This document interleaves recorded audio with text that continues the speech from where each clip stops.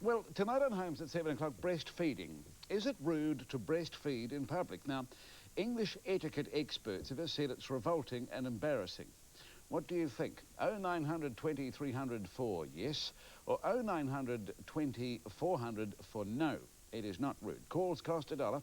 Ask the bill payer in the house first. Mistaken identity means a man loses his land for 37 years. He wants it back. That's also tonight on Homes at 7 o'clock.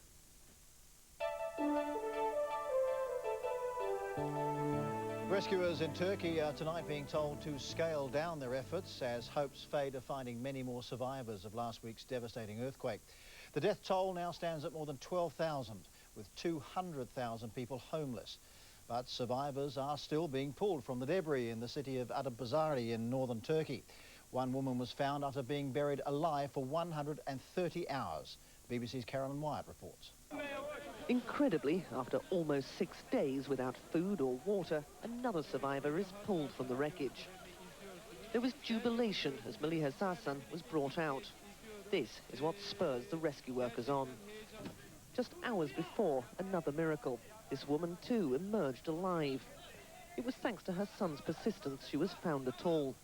She's mute, but her son heard her humming from under the wreckage and insisted the rescue workers return after their operation was called off.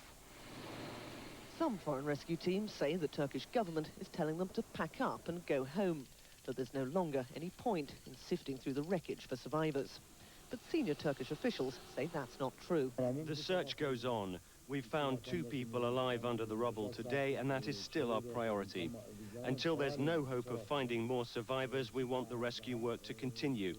And I would never tell these foreign teams to leave. We're very grateful for their help.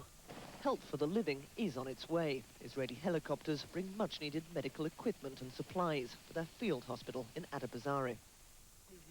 Sahila Toklu is 4 years old and utterly bewildered by the last few days. She was trapped under rubble for several hours.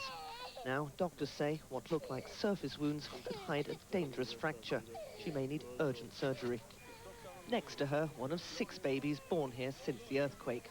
His mother is exhausted, but relieved they're both alive. And later in Close-Up, we find out how ready New Zealand is for a major earthquake. A hurricane's been whipping up panic in Texas. Hurricane Brett's hit the state's southern coast, packing a big punch. The Category 4 hurricane made landfall this afternoon between Brownsville and Corpus Christi. It pounded the region with sheeting rain and winds of more than 200 kilometres an hour. Thousands of people have fled their homes, and residents who are staying have been busy boarding up their homes and stockpiling supplies. The storm's now running out of puff as it heads inland, but officials fear Brett could still spawn tornadoes. And another big storm has battered Southeast Asia, causing death and injury. Typhoon Sam swept through Hong Kong, uprooting trees and sending debris flying. About 100 people were hurt, but the authorities say most of those injuries were minor. And while the storm raged in, a China Airlines Boeing crashed in flames and flipped as it landed at Hong Kong's new international airport. 2 people were killed and more than 200 hurt. This report from CNN's Mike Chinoy. China Airlines Flight 642 crashed in the midst of a typhoon. The MD-11 of Taiwan's airline, with 315 people on board, was on a flight from Bangkok.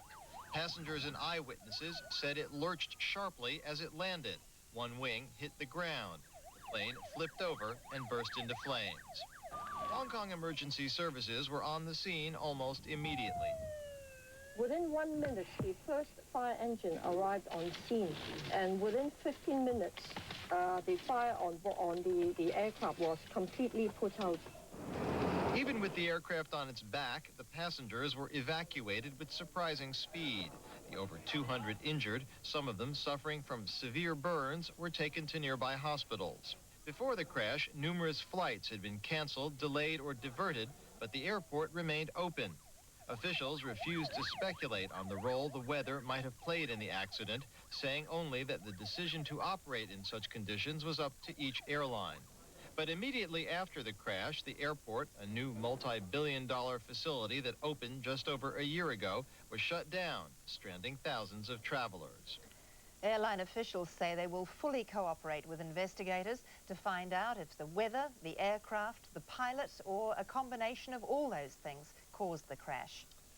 To a happier event now, and the first giant panda birth in the United States in a decade. The cub was born at San Diego Zoo and is thought to be just the second conceived outside China using artificial insemination. Zookeepers say the baby seems to be healthy, but Mum, Bayon, isn't letting anyone close enough yet to tell if the baby's a boy or a girl. Just ahead, the stand against head lice in Dunedin. And time for a change, an old clock gets a millennium makeover. Later in sport, on the stroke of time, Torpedo hits his world record target.